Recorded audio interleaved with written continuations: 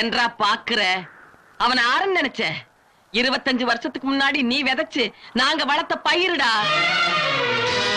எந்த குழந்தைய நீ அழிக்கணும்னு நினைச்சியோ அந்த குழந்தை தாண்டா இவன்.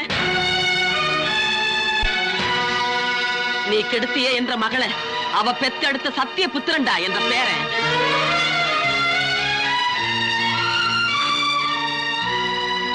இந்த அடிமை தாய்ங்க எல்லாரும் ரத்தத்தை பாலா முறிச்சு இவனுக்கு கொடுத்து வளர்த்ததே ஒன்னு அழிக்கத்தாண்டா.